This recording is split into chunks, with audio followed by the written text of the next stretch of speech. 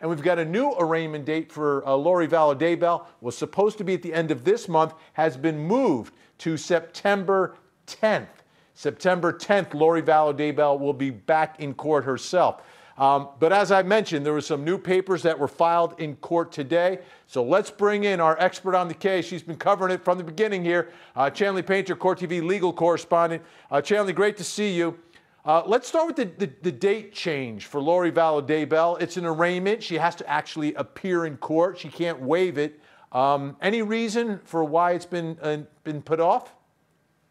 Right. It was delayed a couple of weeks from August 27th to September the 10th. No official reason was cited on the record. It seems to just be an attorney scheduling sort of conflict. But there's been much movement today in the court file, like you mentioned. Let's put some of these new filings up on the screen. First, we had formal felony informations filed for both Lori and Chad in each of their respective court cases. And this is just a part of it being bound over to district court. The formal information basically just restates the charges against them that they face, or the felony counts. We hear a lot of times the defense at the arraignment says, we'll waive the reading of the information. And that's what was filed today. Also, plus, Lori's attorney filed a motion for extension of time to file a change of venue, something that we expect from both her case and, of course, Chad's case as well. Mark Means is asking for 60 days from the time of her arraignment, which is September 10th, to file that motion. Also, discovery requests from the state in both cases. And we also have Lori's attorney filing a discovery motion for the state, asking for pretty much everything the prosecution has against Lori Vallow. All right, Friday, Doomsday Prophet, husband Chad, expected in court. What do we expect to happen on Friday? Because it seems every time there's been a court appearance, we say, oh, it's going to be simple, and then it's always not necessarily so simple. So what's on tap for Friday? Right. You never know what to expect, especially in this case, right? But it is a big day, Chad Daybell's arraignment. It's going to be a short hearing via Zoom. He'll appear with his attorney, John Pryor. And of course, I'm sure they'll waive that formal reading of information charges against him. It may still happen by the judge. He has a new judge in district court. He'll enter a formal plea of guilty or not guilty. And then they'll do a lot of housekeeping matters. They'll set maybe a trial date. They'll say how long the trial might last against Chad Daybell. They'll also set hearing dates, pre-trial dates, pre-conferences, and then after the arraignment, we'll see a lot of those big motions from the defense, like a motion possibly to reduce bond or consolidate the cases, a motion to dismiss charges, all of those big things. Of course, we know that motion to change venue is coming because that was already stipulated for in Chad Daybell's case. Yeah, and that's probably the biggest issue, right? Figuring out exactly where the trial is going to be. You know, you've got to figure out, okay, are we moving the trial? Are we bringing in jurors? Are we going to stay where we are? Are they sending out, you know, are they detailing and taking a look at the prospective jurors and taking surveys to present to the court? A lot of things can happen. Let's talk about something else that's kind of brewing, and this is in Arizona.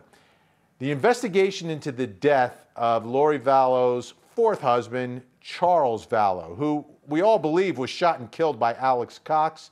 But again, we're getting word that Arizona is looking at Lori Vallow in reference to this. What's going on in Arizona right now?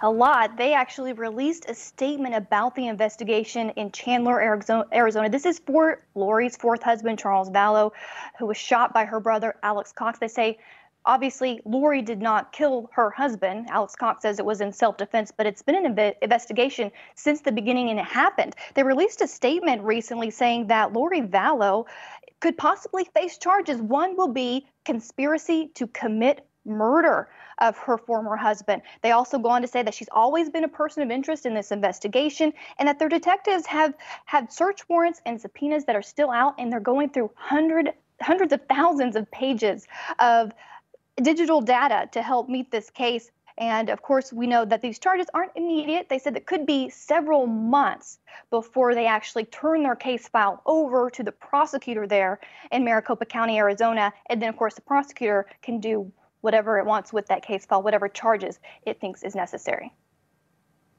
Yeah, people hear the words Maricopa County, they remember it well from the Jodi Arias trial. Same exact courthouse. Won't have the same prosecutor, though. Juan Martinez, no longer a prosecutor in Maricopa County, but he would have had this case if he was still there. Charles Vela, his birthday was earlier this week. And, you know, I've seen those pictures of Charles Vela. He just looks like an athletic guy, which is, you know, part of that story that just never sat right with me was the fact, I mean, look, he's a big guy. He keeps himself in good shape, and was a baseball player. And he apparently hit Alex Cox with a baseball bat, and he was able to get a little owie on his head, and that was it, and recovered. Never made sense to me. But his birthday was this week, wasn't it? Yeah, that's right. I didn't hear the last part of your question, but his birthday was on Monday, the 17th. He would have been 64 years old, Vinny, on Monday. And of course, his family had been posting on social media in his honor and in his memory. His sister, Kay Woodcock, who we know well here at Court TV, posted a special photo, and she actually posted a happy birthday message. She said, "Happy birthday to my beloved brother. Second birthday in heaven. I love and miss you terribly. I think of you countless times daily.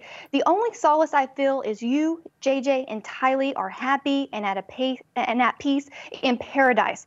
This is my joy, my peace, my solace. R.I.P. Charles Vela. I can't wait to see you again." And that would echo many social media posts along those same lines for his honor. He passed away shortly before his 63rd birthday. So it was actually 62 when he passed away, of course, and then this would be his second birthday gone. Yeah, I mean, amazingly tragic, but really the first death that kind of starts the whole series of events that take place over the course of the next few months after that.